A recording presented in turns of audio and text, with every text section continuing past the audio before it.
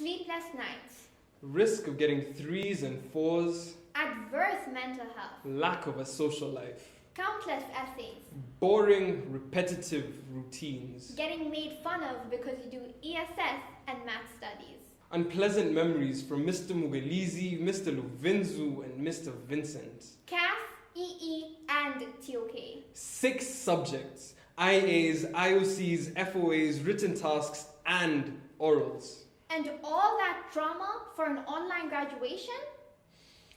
But thankfully, it's only a small price to pay, considering the trying times we're living in. The spread of the coronavirus has taken the lives of over 400,000 civilians, put the world on pause, and has placed families in severe financial crisis.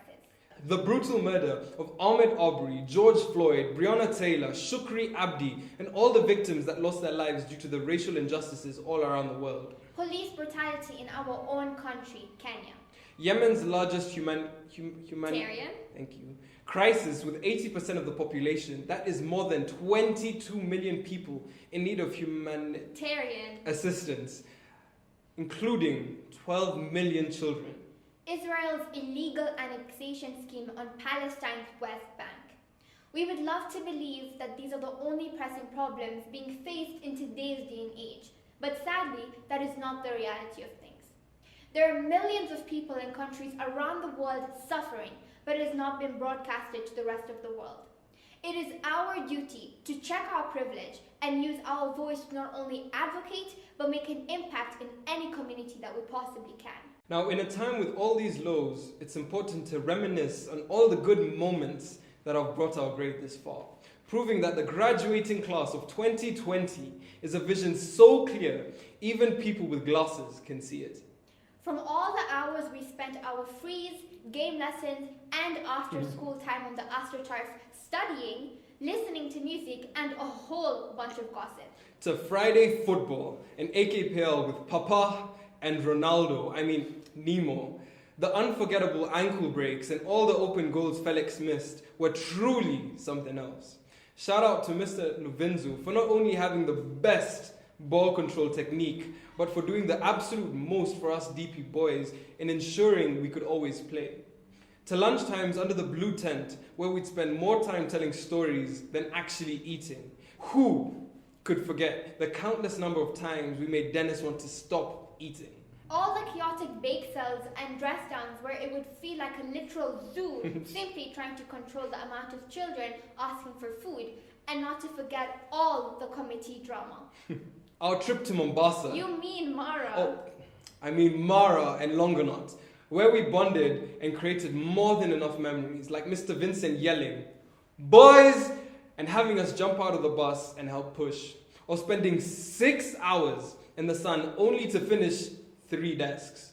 My personal favorite memory that would live on forever is our traditional birthday celebrations, where my girls truly showed true friendship through their creativity, humor, and appreciation for each other, truly making one's birthday experience unforgettable. Speaking of birthdays, having a birthday in school was by far the scariest thing for any boy in high school.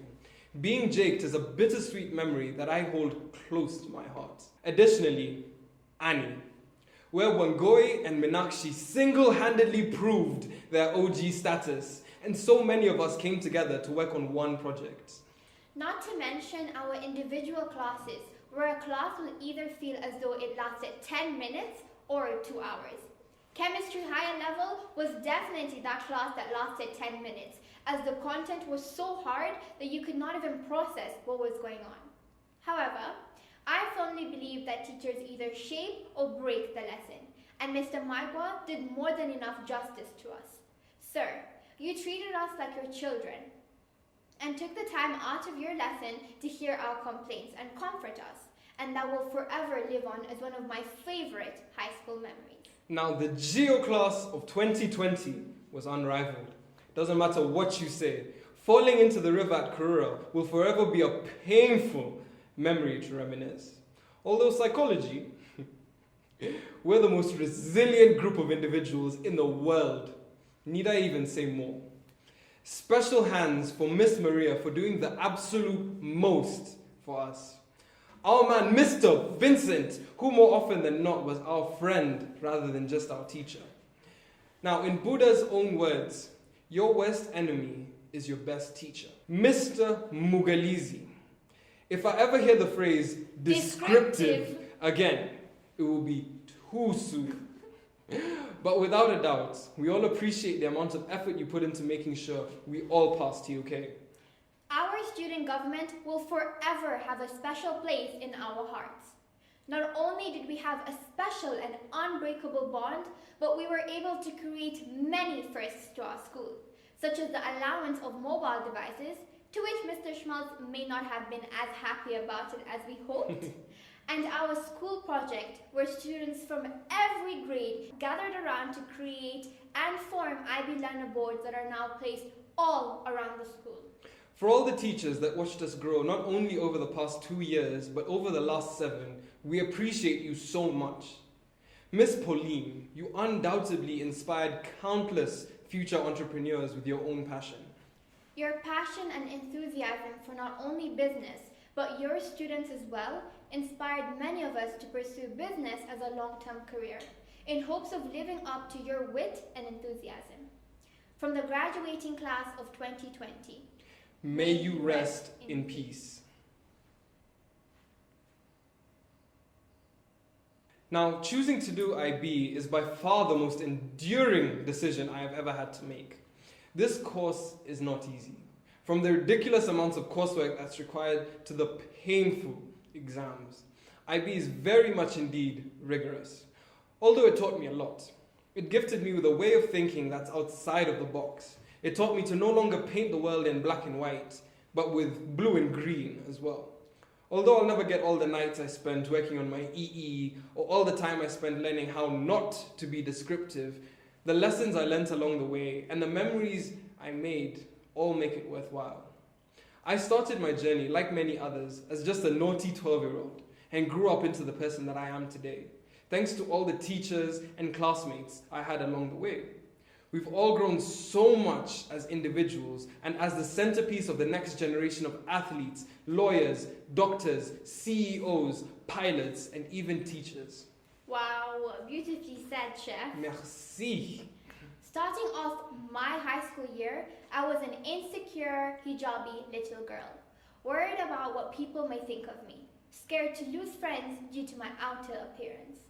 But I truly believe I wouldn't be as confident as I am today without the constant support and push from friends, family, and the school. Today, I wear what was once my biggest insecurity as my proudest identity. The IB did not only academically challenge me, but it challenged me from an aspect where I came out stronger than I entered. And I am sure many of us can relate to that. Also, the IB taught me the bigger picture of life. As although you may believe that you're prepared for something, life has greater plans for you, and you must simply adapt and move on.